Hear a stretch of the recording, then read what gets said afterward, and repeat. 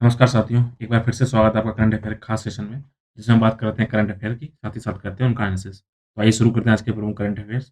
आज के current affair को शुरू करने से पहले हम इसमें देख लेते हैं कि भारत में मेन रिफाइनरी कहाँ पे हैं, जहाँ पे ऑयल को रिफाइन करने का कार्य किया जाता है, क्योंकि अभी आज एक करंट टॉपिक है, इसलिए मैं सोचा आपको इस मैप को भी कहीं न कहीं आपको क्लियर करा दें, तो ज़्यादा अच्छा रहेगा, ठीक है?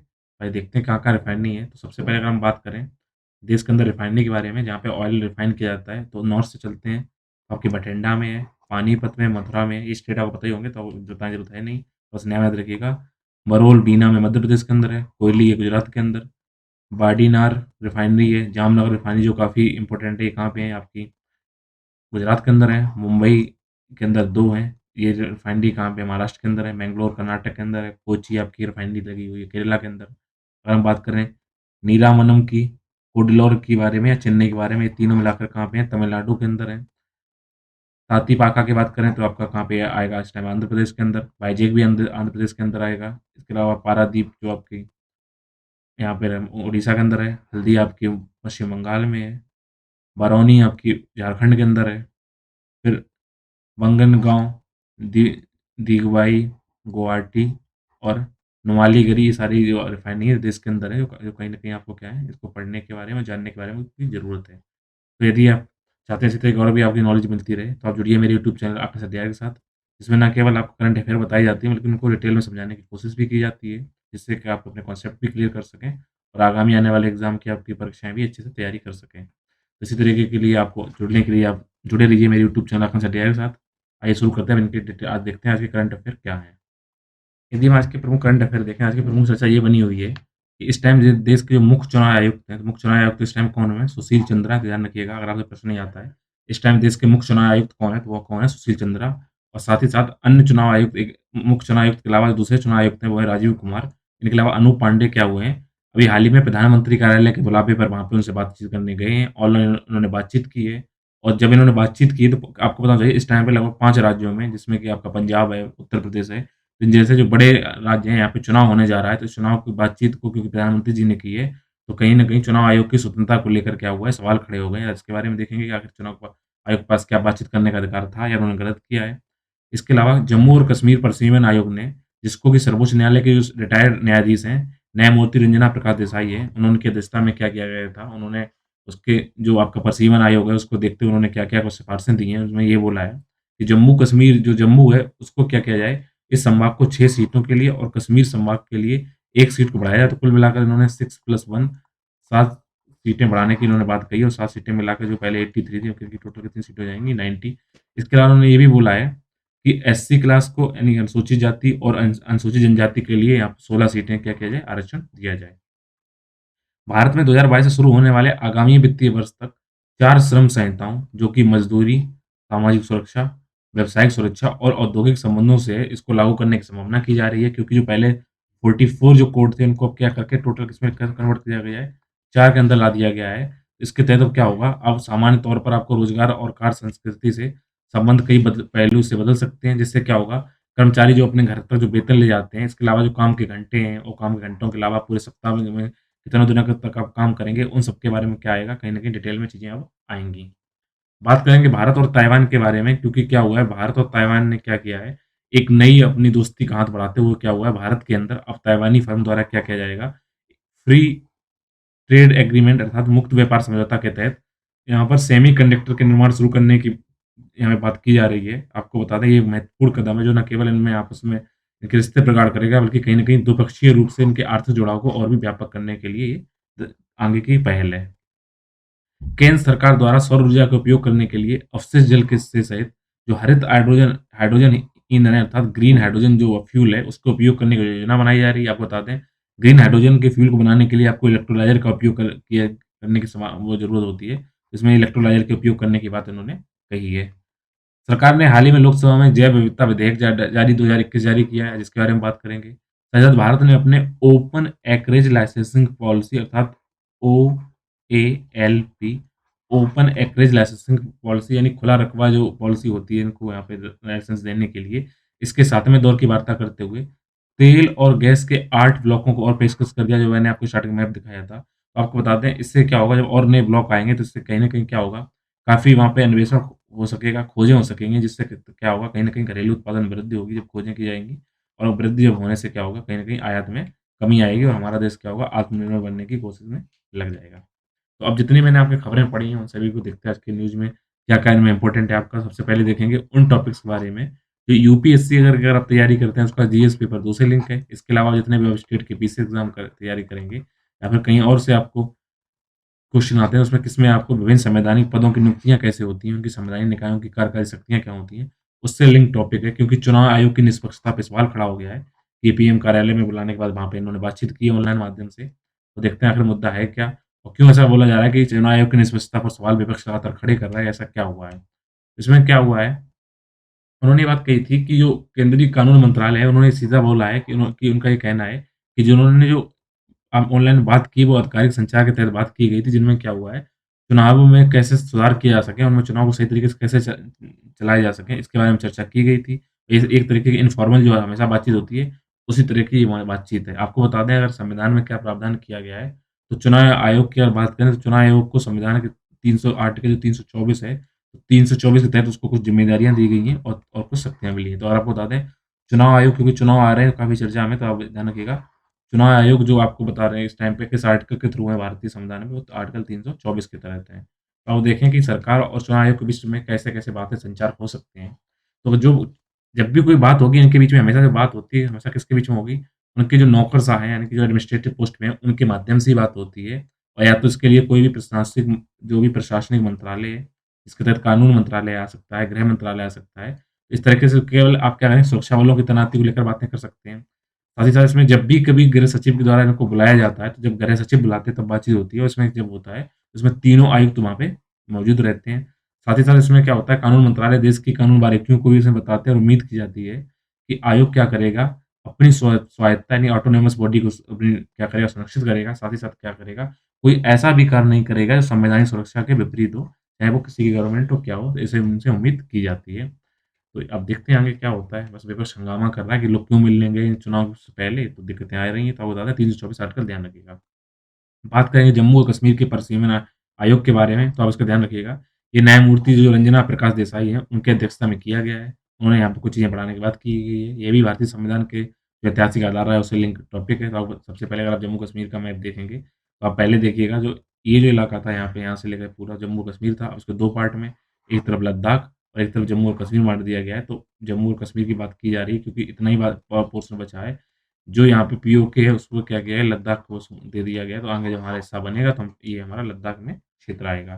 तो देखते हैं इससे होगा क्या? इससे क्या होगा, जब मैं ज जो जम्मू-कश्मीर का पता होना चाहिए, पहले जो विशेष संवैधानिक स्थिति थी उसको समाप्त कर दिया गया है, उसको यूटी बना दिया गया है। पहले जम्मू और कश्मीर में 90 सदस्यीय विधानसभा होती थी, जो 87 से ऊपर होगी, ये पहली बार होगा कि अब इसमें कितना 83 से कितने हो गए, 90 मेंबर पहुँच जाएँगे। अगर देखें इन सिफारिशों का क्या बेस बनाया गया है, क्यों उन्होंने बोला है कि हम इनको बढ़ाइए? आपको बताना चाहिए जो जम्मू कश्मीरी परिसीमन आयोग है, उसने कौन-सी जनसंख्या को यूज़ किया है? उसने 2000 की जनगणना के आधार पर अपनी रिपोर्ट तैयार कर दी है और उसने इस प्रैक्टिस में ये भी बताया है कि उसने जो रिपोर्ट तैयार की है, जो वहाँ पे परिसीमन किया है, उसने वहाँ की इलाक़ाकृति को देखते हुए, इलाके की कठिनाइयों को देखते हुए, वहाँ पे संचार साधन कैसे हैं या अन्य सुविधाएँ कैसी हैं, सबका ध्यान रखते हुए उन्होंने क्या-क्या परिसीमन किया है। तो ये चीज़ें आ रही हैं।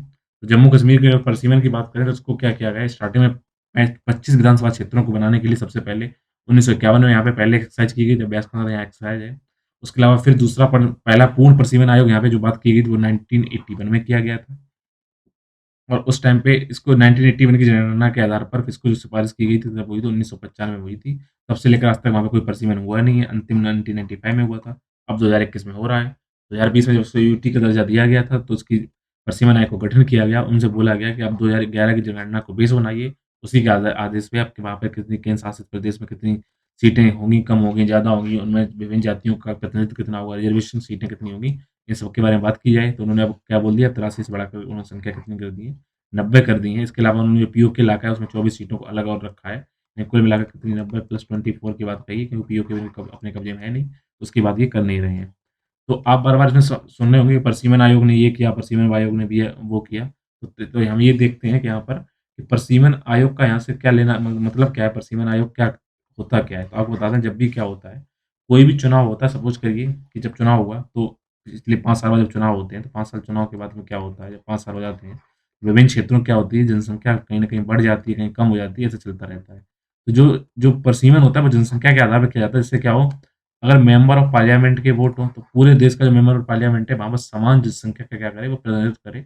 मतलब कि एक मेंबर ऐसा नहीं हो, कहीं 1 करोड़ का मालिक है, कहीं पे 100 लोगों का, ऐसा नहीं, सभी मेंबर ऑफ पार्लियामेंट का क्या हो, इतना इलाका जुड़ जाए कि सभी की जनसंख्या लगभग बराबर हो जाए।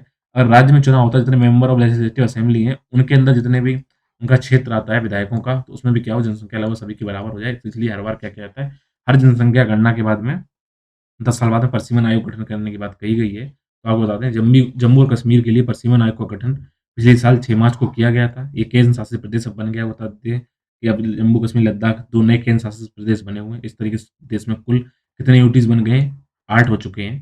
तो इसके आपको बताना चाहिए, जम्मू और कश्मीर का पुनर्गठन अधिनियम जो 2019 था, उसके तहत एक परसिमन अधिनियम 2002 के प्रावधानों के अनुसार फिर से इसको करने की कोशिश की गई थी।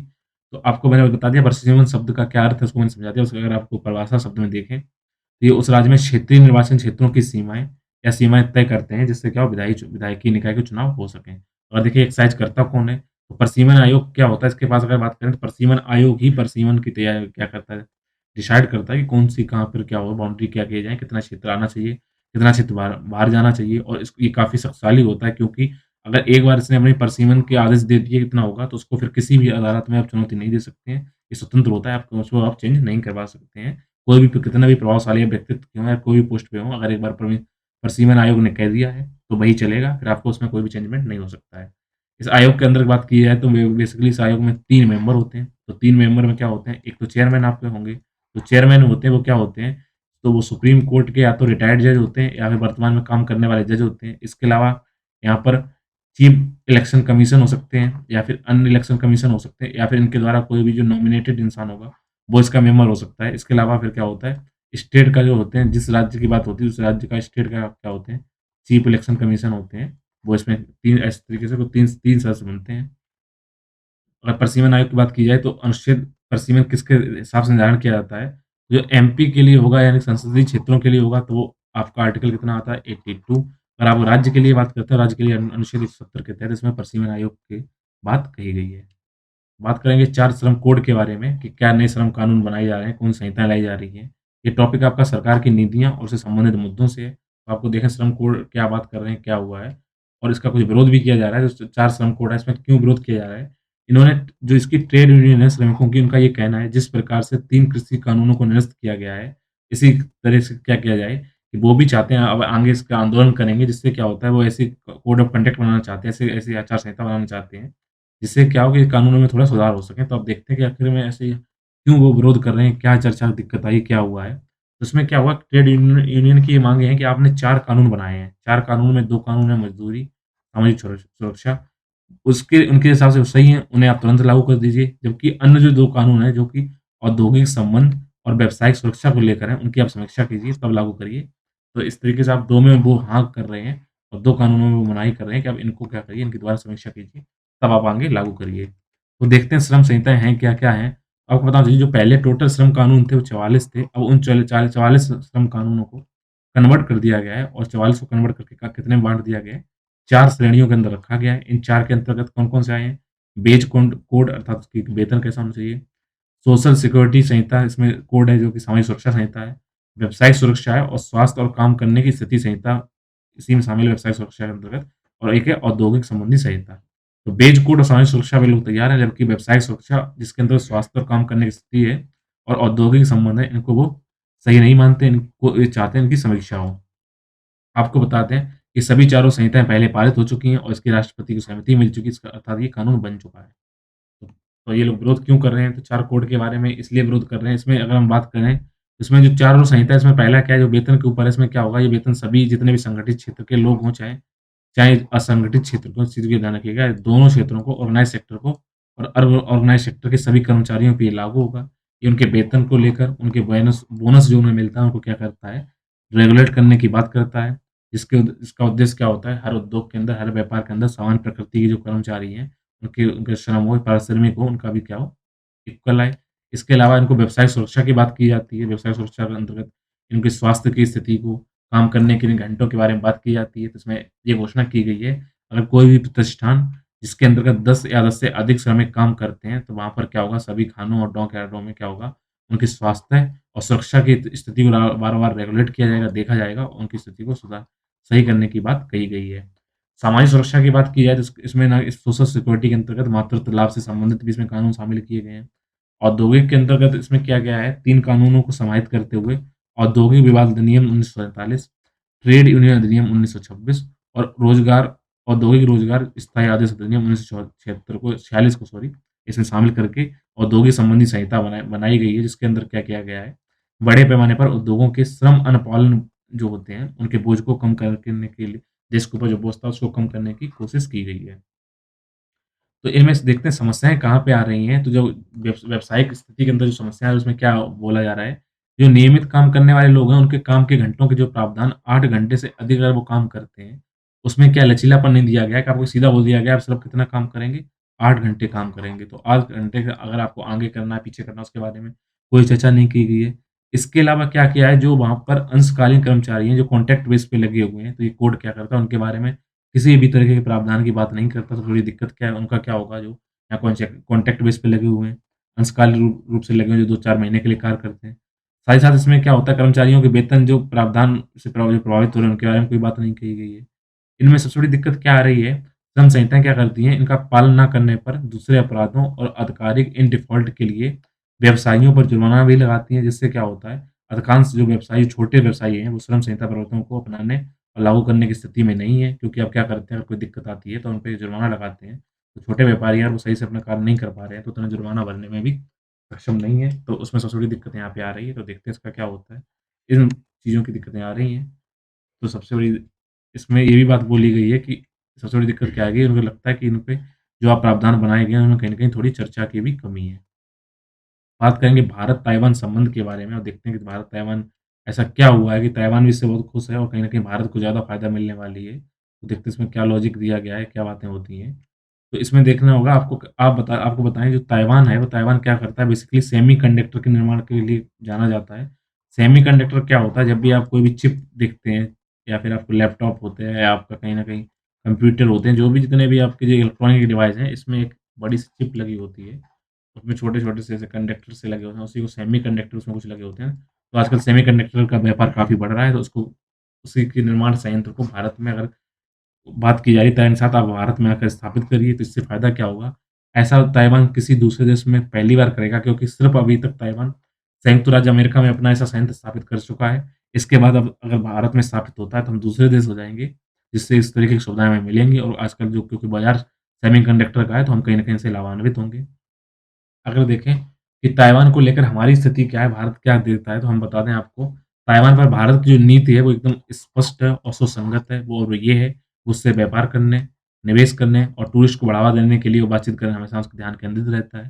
साथ ही साथ सरकार ने न केवल ट्रेड के अंतर्गत, बल्कि इन्वेस्ट के अंतर्गत, टूरिज़्म के अंतर्गत, आपकी कल्चर, शिक्षा और साथ ही साथ लोगों के आपस में आदान-प्रदान, एक-दूसरे से जगह बातचीत बढ़ावा देने के लिए हमेशा कार्य करता रहा है।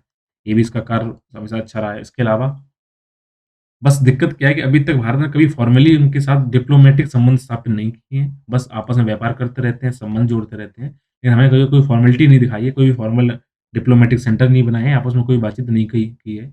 हम देखते हैं कि ताइवान कहाँ पे क्या बात की जाए, तो ताइवान इस जगह पे है और हमारा देश यहाँ पर है। इसको आपस में कनेक्ट करने की बात की जा रही है। उसमें बीच में सबसे बड़े विलेन बन के आ रहे हैं चाइना, जो चाइना उस पे अपना हिस्सा हक मानता है, तो देखते हैं बात क्या आ रही है और क्यों हमें राजनयिक संबंध नहीं कर पाए। चाइना के कारण ही हमने वहाँ पर राजनयिक संबंध नहीं कर पाए। तो हमने अभी तक कोई औपचारिक राजनयिक संबंध तो नहीं बनाए हैं, लेकिन विभिन्न क्षेत्रों में सहयोग कर रहे हैं। और जब 2010 में चाइना ने बोला था कि हम वन नेशन हैं और हमारे उन ताइवान से मतलब का मतलब है पहले हमसे मतलब रखिए, तो उसका भारत ने कभी भी समर्थन नहीं किया है। हमेशा ताइवान को एक अलग आइडेंटिटी देने की कार्य किया है। तो ताइवान के लिए देखें ताइवान भारत की तरफ क्यों दिखता है? तो ताइवान भी चाहता है विभिन्न देशों के साथ संबंध गहरे हों, तो भारत का आपको पता है इतना बड़ा मार्केट है, तो सब भारत के साथ पास आना ही चाहते हैं। इसके अलावा क्या होता है कि हमेशा चीन क्या करता है, ताइवान के ऊपर अपना सैन्य दबाव बढ़ा देता है। कभी-कभी वहाँ पे क्या करता है कि अपनी और घुसपैठ करता है, युद्ध विमान वहाँ पे खड़े कर देता जाके। और ताइवान क्या आपको पता चाहिए चाइना है वो क्या है, वहाँ पे लोकतंत्र देश नहीं है, वहाँ पे बस एक जो वहाँ पे सत्ता है, उसका हमेशा क्या चलता है, शासन चलता है। जबकि त च यहाँ पे ताइवान है वो क्या करता है, वो लोकतांत्रिक रूप से अपने यहाँ पे काम करता है। तो इसी तरीके से क्या करता है, तो जो आपको बार-बार चाइना का प्रेशर पड़ रहा है, तो उस प्रेशर को दूर करने के लिए और अपनी स्वतंत्र और संप्रभु स्थिति बनाने के लिए ताइवान हमेशा से क्या करता है, प्रयासरत रहता है। तो देखते हैं कि इन दोनों के बारे में अगर भारत आपने देख लिया ताइवान भी चाहता है, भारत भी चाहता है। इससे हो क्या सकता है? आपको बता दें इस टाइम पर लगातार हम अपना जो व्यापार कर रहे हैं, भारत और ताइवान अपने जो पार्टनरशिप के 25 साल पूरे कर लिए हैं, उनका जश्न मना रहा है। दिल्ली और ताइपे यानी ताइवान के बीच में जो सहयोग किए कि जा रहे हैं, किसके बीच में किए जा रहे हैं? कृषि के क्षेत्र में किए जा रहे हैं, निवेश के क्षेत्र में किए जा रहे हैं, सीमा शुल्क सहयोग किया जा रहा है, फ्री ट्रेड एग्रीमेंट की हमने बात पहले ही कर ली है। नागरिक जो एरोप्लेन उड्डयन है, उनके बारे में बात की जा रही है, उद्योगों के सहयोग पर बात की जा रही है। इसके अलावा कई और द्विपक्षीय समझौते इनके साथ किए जा रहे हैं। तो इस टाइप से जो हमारे संबंध लगातार ताइवान से बढ़ रहे हैं, तो ऐसा लगता है कि अब वक़्त आ गया है कि हम और इन्वेस्टमेंट को आगे बढ़ाएँ और अपने संबंधों को दोबारा से रिबिल्ड करें और उसके क्या करें, उनको आगे बढ़ाने की बात करें। तो क्या-क्या आगे बढ़ा सकते हैं, हम क्या कर सकते हैं? हम ना केवल दोनों जो देश हैं उनके बीच में सीमा के रोड मैप तैयार कर सकते हैं, बल्कि टास्क फ़ोर्स समूह बना सकते हैं आपस में, जैसे एक्सरसाइज़ करते हैं अभी यहाँ पे फ़ोर्स के साथ उनको समन्वय बढ़ाइए।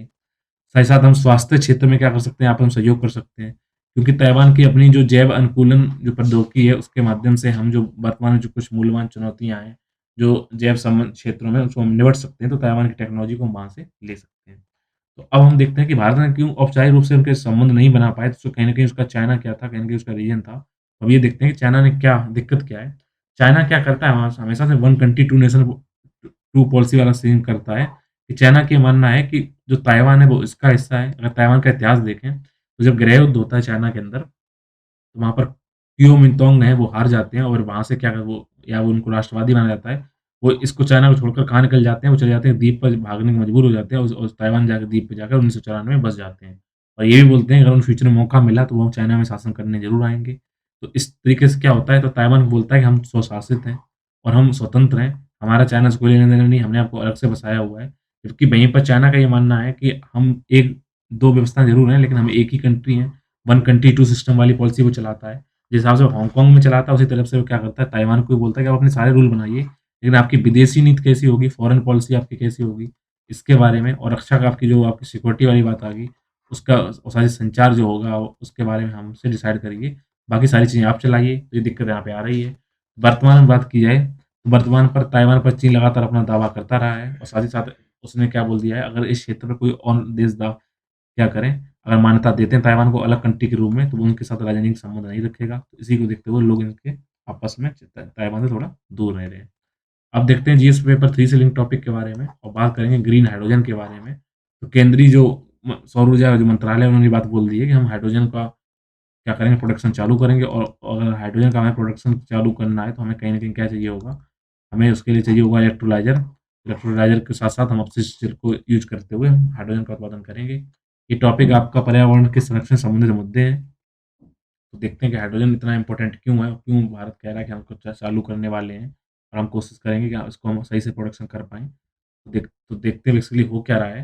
तो अगर आपको हाइड्रोजन का प्रोडक्शन करना है, तो आपको क्या चाहिए होगा? आपको ना केवल अपने रूफ़टॉप यानी छत पे सोलर पैनल उपयोग किए जाएँगे, बल्कि कहीं न कहीं इसको मैनेजमेंट करने के लिए आपको इलेक्ट्रोलाइज़र का उपयोग करते हुए ग्रीन हाइड्रोजन को उत्पन्न कर सकते हैं। आप ऊपर से क्या करिए, रूफ़टॉप सोलर पैनल लगाइए और वहाँ से एनर्जी यूज़ करिए, किसमें स्टोर करिए, इलेक्ट्रोलाइज़र में। इलेक्ट्रोलाइज़ क्या करिए आप, उस एनर्जी से आप ग्रीन हाइड्रोजन को क्या करिए, प्रोडक्शन करिए।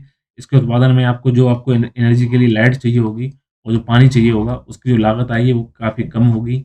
साथ ही साथ इसका क्या होगा, इस जो हमें जो ईंधन मिलेगा, इस ईंधन का उपयोग हम रेलवे इंजनों में कर सकते हैं, जहाँ पर ये कोयला यूज़ हो सकता है। इसके अलावा ऐसी कंपनियों में जहाँ पर सीमेंट और केमिकल फैक्ट्रियों में काम करते हैं, वहाँ पर भी ईंधन के रूप में हम इस हाइड्रोजन ईंधन का उपयोग कर सकते हैं। तो इतना यूज़ कर सकते हैं, इतना अच्छा है, तो उसमें कमियाँ कहाँ चुनौतियाँ क्या हैं? चुनौतियाँ एक है कि देश के अंदर अभी भी ग्रीन हाइड्रोजन को बनाने के लिए कोई भी अभी से पॉलिसी सही से नहीं है, इसका रास्ता साफ है नहीं। साथ ही साथ हम अगर देखते और दूसरी इसमें दिक्कत क्या आ रही है, जो ग्रीन हाइड्रोजन की अपेक्षा जो ग्रे हाइड्रोजन है, उसकी उत्पादन लागत थोड़ी कम है। तो इससे क्या होगा, ये थोड़ा महँगा है ग्रीन हाइड्रोजन, इसलिए हम क्या कर रहे हैं, इसके प्रोडक्शन को अभी लोग तैयार हैं नहीं। तो अगर हम बात करें हरा हाइड्रोजन अर्थात ग्रीन हाइड्रोजन है क्या? तो ग्रीन हाइड्रोजन अक्षय ऊर्जा अर्थात सौर ऊर्जा का हम क्या करते हैं, उपयोग करते हैं। सौर ऊर्जा से जो एनर्जी मिलती है उसको हम किसमें स्टोर कर लेते हैं, वो हम कर लेते हैं इलेक्ट्रोलाइज़ में क्या कर लेते हैं, स्टोर कर लेते हैं। फिर इस इलेक्ट्रोलिसिस को उपयोग करते हुए हम क्या कर सकते हैं, हाइड्रोजन को ग्रीन हाइड्रोजन के रूप में क्या कन्वर्ट कर सकते हैं, जिसके अंदर क्या होता है, कार्बन फुटप्रिंट क्या होते हैं, बिल्कुल नहीं होते हैं। इस तरीके से ये पर्यावरण के लिए एक स्वस्थ ईंधन के रूप में कार्य करेगा। इसके महत्व की बात की जाए तो भारत ने अपने जो राष्ट्रीय स्तर पर निर्धारित योगदान अर्थात नेशनली डिटरमाइंड कंट्रीब्यूशन जो हमारे इंडिया के हैं, उसके लक्ष्यों को पूरा करने के लिए साथ ही साथ अगर हमें अपने क्षेत्रीय और राष्ट्रीय ऊर्जा सुरक्षा पूरी करनी है और हमें ऊर्जा पे पहुँच अगर अपनी बनानी है, तो हमें कहीं न कहीं हाइड्रोजन की ऊर्जा पर अपने मैच देना होगा, उसका उत्पादन करना होगा। ग्रीन हाइड्रोजन का एक ऊर्जा भंडार विकल्प के रूप में हम कार्य कर सकते हैं, इसको हम स्टोर कर सकते हैं और नवीकरणीय ऊर्जा के रूप में इसको हम लंबे टाइम पर स्टोर करते हुए आगे आने वाले वक़्त में हम क्या कर सकते हैं, इसको हम यूज़ कर सकते हैं। और इसकी मोबिलिटी के रूप में देखा जाए इस ग्रीन हाइड्रोजन को, ये क्या करता है शहरों, राज्यों के बीच में जितने भी जो वाहन हैं, जो माल ढुलाई का काम करते हैं या फिर यात्री एक जगह से दूसरी जगह जाते हैं, तो ऐसे लंबी दूरी वाले रेलवे, बड़े जहाज़ों और बसों, ट्रकों में हम ग्रीन हाइड्रोजन के एज़ ए फ्यूल हम यूज़ कर सकते हैं। ये इसकी एक एक इसका यूज़ यहाँ पे आ गया। इसके अलावा आपको जितने भी आप अलग सेक्टर में, मोबिलिटी सेक्टर में, इलेक्ट्रिसिटी सेक्टर में, केमिकल सेक्टर में, शिपिंग आदि में इसका यूज़ कर सकते हैं। और पर प्रेज़ेंट टाइम की बात की जाए तो इस जो आपका सीजीडी ग्रीन हाइड्रोजन का जो नेटवर्क है उसमें हम क्या कर सकते हैं, 10% तक हम ग्रीन हाइड्रोजन का उपयोग करते हुए आप एनर्जी को यूज़ कर सकते हैं। ये इसमें क्या होगा, कहीं न कहीं आपको फ़ायदा देगा। इसके लाभ क्या हैं कि इस आपको बताना चाहिए हाइड्रोजन क्या करता है, H प्लस H मिलके क्या बन जाता है, H2 बन जाता है। तो इसमें क्या है, ये एक स्वच्छ जलवायु वाला अणु है जिसमें क्या होता है लोहा और इस्पात इंडस्ट्री में, रसायन और परमाणु सहित कई क्षेत्रों में आप क्या कर सकते हैं, डिकार्बोनाइज़ेशन के लिए इसमें यूज़ कर सकते हैं। साथ ही साथ इसमें क्या होता है कि अगर हम क्या कर सकते हैं कि इसमें ऊर्जा को क्या कर सकते हैं, ग्रिड द्वारा संग्रहित या उपयोग नहीं किया जा सकता है, उसे हाइड्रोजन के उत्पादन करने के लिए हम प्रसारित कर सकते हैं। कि ऐसी एनर्जी जिसमें क्या स्टोर नहीं कर सकते हैं, सिर्फ एनर्जी का हम यूज़ कर सकते हैं। उस एनर्जी को यूज़ करिए, हाइलो इलेक्ट्रोलाइसिस लगाइए और इलेक्ट्रोलाइसिस के द्वारा क्या करिए, आप हाइड्रोजन को उत्पन्न करिए और उसको स्टोर करिए और आगे जाकर उसमें यूज़ करिए। बात करते हैं जैव विविधता अधिनियम 2002 में जो परिवर्तन की बात कही गई उसके बारे में। ये भी पर्यावरण संरक्षण मुद्दा है। अभी हाल ही में जो आपका शीतकालीन सत्र चल रहा है उसमें लोकसभा में जैव विविधता संशोधन विधेयक 2021 क्या कर दिया गया है, पेश कर दिया गया है। तो इसके बारे में अगर देखिए इन्होंने यहाँ पे वहाँ पे पेश किया है तो अब देखते हैं इसमें विधेयक में मुख्य बातें क्या कही गई हैं। विधेयक में बेसिकली ये बात कही गई है कि जो जंगल में जो औषधि पौधे जो पाए जा रहे हैं, उनके ऊपर दबाव को कम करने के लिए केवल जंगलों पर हम डिपेंडेंट ना रहें, बल्कि बाहर हम क्या करें, अपने खेतों में भी औषधि पौधों की खेती करें, जिससे क्या हो वहाँ पे जंगलों में दबाव कम हो। ये आपको सुनने में बहुत अच्छा लग रहा होगा। इसमें कमियाँ क्या हैं वो भी आपको बता देंगे। साथ ही साथ इसमें ये विधेयक में ये बोला गया है जो जितने भी आयुष चिकित्सक यानी जो डॉक्टर हैं वो क्या कर सकते हैं, अपने जैविक रिसोर्सेज़ का या अपने ज्ञान तक पहुँच करने के लिए वो क्या कर सकते हैं, उनको विभिन्न बायोडायवर्सिटी बोर्डों को सूचित करने से छूट कर दी गई है, वो डायरेक्ट वहाँ पे कॉन्टैक्ट कर सकते हैं। तो छूट दी जाएगी तो कहीं न कहीं उनके ऊपर अकाउंटेबिलिटी कम होगी। ये यहाँ पे दिक्कत यहाँ पे आ सकती है। इसके अलावा यहाँ पर पे इसमें रिसर्च में तेज़ी लाने के लिए जो पेटेंट प्रोसेस है उसको कुछ सरल बना दिया गया है और कुछ अपराधों को क्या किया गया है, अब अपराध से श्रेणी से मुक्त कर दिया गया है, जो पहले चीज़ें अपराध में आती थी। साथ ही साथ इसमें क्या किया गया है, इस विधेयक में राष्ट्रीय हितों से समझौता किए बिना आप अपने जैविक अनुसंधान पे रिसर्च कर सकते हैं, पेटेंट करा सकते हैं और उसका कमर्शियल यूज़ भी कर सकते हैं। इसके अलावा आप क्या कर सकते हैं, बिल पर इस बात पर भी बहुत ध्यान दिया गया है कि जिसमें कैसे कौन जैविक संसाधनों का ज्ञान का उपयोग करके आप कैसे पहुँच निगरानी कर सकते हैं, इसको आसान कर दिया जाएगा। साथ ही साथ विधेयक में राज्य जैव विविधता बोर्डों की भूमिका को भी अब स्पष्ट और मजबूत कर दिया गया है कि स्टेट की जो बायोडायवर्सिटी जो बोर्ड है, उनका क्या कार्य होगा। तो आप देखें कि इनमें इतने क्यों चेंजमेंट किए जा रहे हैं, क्योंकि इसमें दिक्कत क्या है, इसमें चेंजमेंट इसलिए किए जा रहे हैं कि इससे क्या होगा, कहीं न कहीं जो पर्यावरण के अनुपालन के जो बोझ के तले जो सरल और सुव्यवस्थित काम करने की जो दिक्कतें आ रही थी, उनको दूर करने की कोशिश की जा रही है, सहयोग की बात की जा रही है। साथ ही साथ उसमें क्या है, पेटेंट करने की जो आवेदन प्रक्रिया पहले थोड़ी टफ थी, उसको आसान बनाया जा रहा है। जिससे क्या होगा, जो स्थानीय समुदाय की जो पहुँच है, उनका लाभ है, उनके साझाकरण का जो दायरा है, वो कहीं न कहीं व्यापक हो जाएगा। जब पेटेंट ज़्यादा से ज़्यादा होंगे, तो जो लाभ होगा, वो भी ज़्यादा से ज़्यादा फैलेगा। इसमें देखें कि ये तो चीज़ें आपको दिखाई पड़ रही हैं अच्छी-अच्छी क्या हैं। इसमें बेसिकली चिंताएँ कहाँ पे आ रही हैं, कहाँ पे दिक्कतें आ रही हैं, सबसे बड़ी दिक्कत ये आ रही है कि इसमें क्या किया गया है, इसका मुख्य फ़ोकस क्या है, समुदायों के संरक्षण, जैव विविधता के संरक्षण और ज्ञान के विपरीत कहाँ पे चला गया है, इसके व्यापार पे पूरा चला गया है कि आप उनके संरक्षण की बात नहीं कर रहे हैं, बल्कि क्या कर रहे हैं, औषधियों के ट्रेडिंग की व्यापार की बात कर रहे हैं, तो उसका संरक्षण की जगह पे आप क्या करना चाहते हैं, उसके व्यापार को आगे बढ़ाना चाहते हैं। उन चीज़ों पे इसमें बात कर की गई है। साथ ही साथ अगर इसमें बात की जाए, इस विधेयक में क्या किया गया है, पूर्व विधायी जो सलाहकारी नीति थी, उसको आश्चर्यजनक रूप से क्या किया गया है, जो भी इसमें नए रूल लाए गए हैं, उनमें सार्वजनिक जो आपकी टिप्पणी मतलब कि जो आप सार्वजनिक जो बातचीत करते हैं, उसमें कोई बातचीत नहीं की गई है, सीधे डायरेक्ट लाके इसको लागू कर दिया गया है। तो वहाँ पे स्थानीय लोगों की बातों, राय को नहीं सरल बनाया गया है कि आप वो क्या चाहते हैं।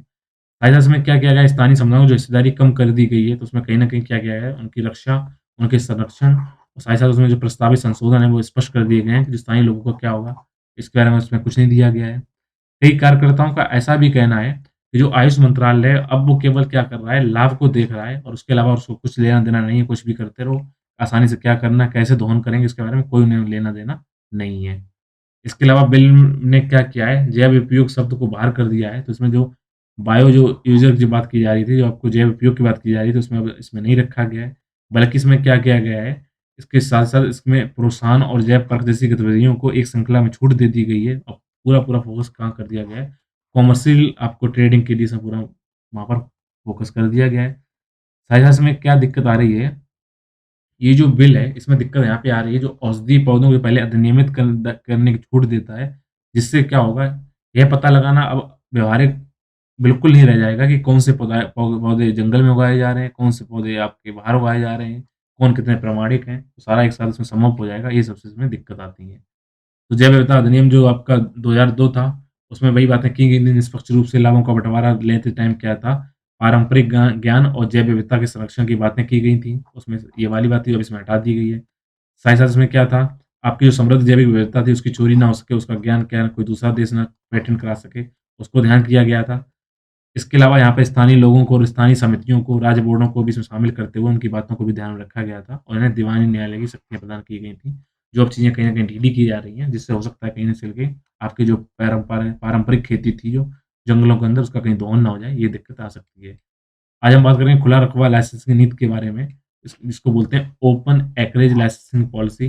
अगर हम इसकी बात की जाए तो इसमें बेसिकली हुआ क्या है कि अब इसमें और कुछ 8 नई ब्लॉक को दे दिया गया ऑफ़र कि आप भी इसमें आकर बोली लगाइए, आप उनको अन्वेषण करिए जिससे क्या हो और चीज़ें आ सकें। तो आपको बता दें जो ये ओपन एग्रीगेशन जो लाइसेंसिंग पॉलिसी होती है, ये आपकी एक प्रोसेस उसके तहत लॉन्च किया गया था जिसका नाम है हेल्प। आपसे कभी आ जाए हेल्प योजना का संबंध किससे? तो इसकी अगर आपको फुल फॉर्म होगी तो आप आंसर देने में सक्षम होंगे। तो हेल्प का संबंध hydrocarbon exploration and licensing policy से है। तो इसमें हाइड्रोजन कार्बन के जो आप एक्सप्लोर करते हैं, हाइड्रोजन कार्बन मतलब जो है आपका जो जीवाश्म आपका जो ईंधन वगैरह है, उससे लिंक टॉपिक है। इसमें लिंक आता है हेल्प से, तो इस बात को ध्यान रखिएगा।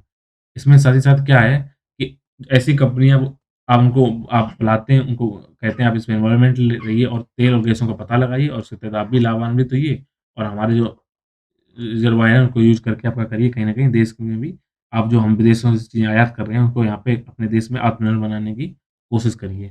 इसमें क्या होता है, अगर कोई इसमें क्या कर सकता है, कोई भी कंपनी क्या कर सकती है, अगर रुचि दिखाती है, तो वहाँ पे बोली लगाइए, बोली की पेशकश कर दी जाती है और बोली के द्वारा आप क्या करेंगे, यहाँ पर अपनी जो सबसे बड़ी बोली लगाता है, उस कंपनी को अधिकार दिए जाते हैं इस क्षेत्र विशेष का अन्वेषण करने के लिए। अगर वहाँ पे आपको डीज़ल और पेट्रोल या गैस मिलती है, उस रिज़र्वायर का क्या करेंगे, आप भी उससे फ़ायदा लीजिए और अब गवर्नमेंट को भी फ़ायदा मिलेगा और लोगों को भी फ़ायदा मिलेगा।